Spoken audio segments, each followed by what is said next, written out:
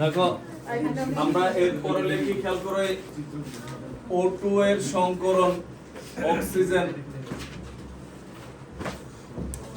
O2 এর সংকরণ। এবার তুমি খেয়াল করো তো O2 এর সংকরণে আমাদের কি ঘটে আমরা যদি দেখি, O2 এর সংকরণের ক্ষেত্রে আমরা আগেরটাই দেখাই, বুঝো এই হচ্ছে অক্সিজেন। তুমি যদি O2 এর, আমরা O2 তে এরকম লিখি O ডাবল বন্ড, হয় না? আর কিছু নাই কেন? অন্য কিছু থাকা উচিত ছিল না, বাট থাকে না কেন? আমরা যদি দেখি, দেখো এখানে হচ্ছে আমরা ধরো এটা লিখে অক্সিজেন, ইলেকট্রন বিন্যাস করলে কত আসে এখানে 1:2:2 কত 2p4।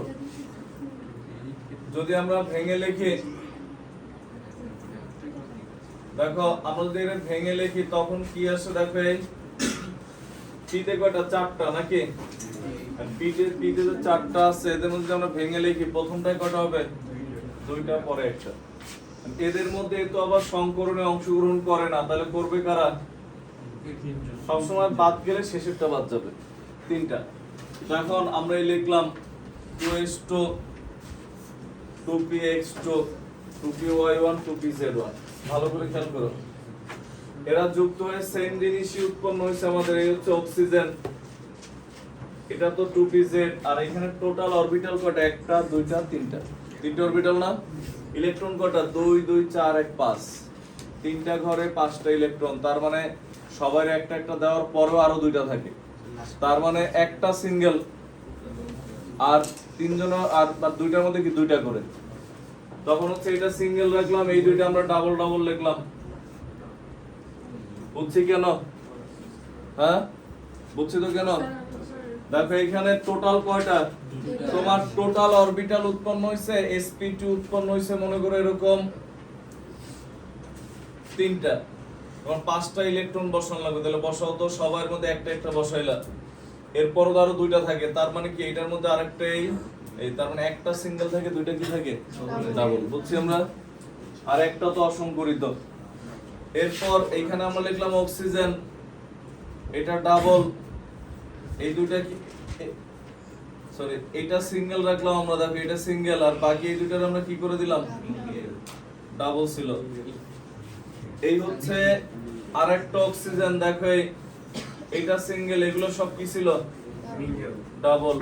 তো তাহলে এগুলাতে তো আর কিছু দরকার নাই, কারণ আমরা জানি একটা অরবিটালে সর্বোচ্চ কয়টা ইলেকট্রন থাকতে পারে? দুইটা।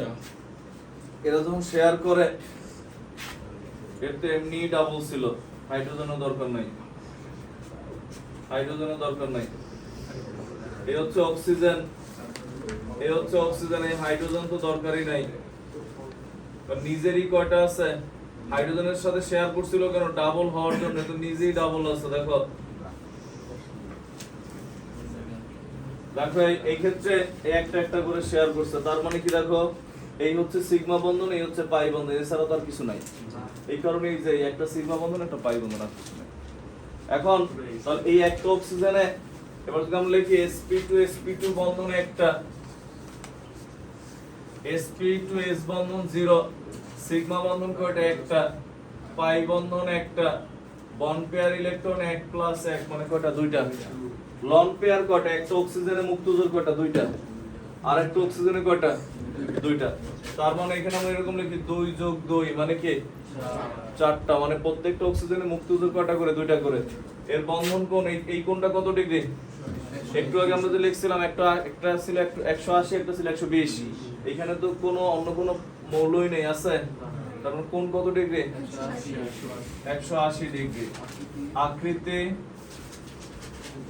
আকৃতি সহজ সরল, মানে সরল রৈখিক,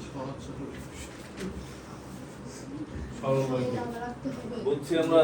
কিছু করার নেই তো, পড়া তো আমি বানাইনি, আমার দোষ দিতে পারবো না, যারা এগুলো বানাইছে এদের দোষ। টুপিজেটটা কেন বাদ দিছি? আমাদের সংকরণটা কি sp2 সংকরণ, মানে একটা s আর কয়টা p? দুইটা। এখানে p তো তিনটা ছিল, শেষেরটা সংকরণে অংশগ্রহণ করে না দেখে এটা হচ্ছে অসংকরিত p অরবিটাল। এটা এটা লেখা লাগবে পুরো তাড়াতাড়ি লেখো।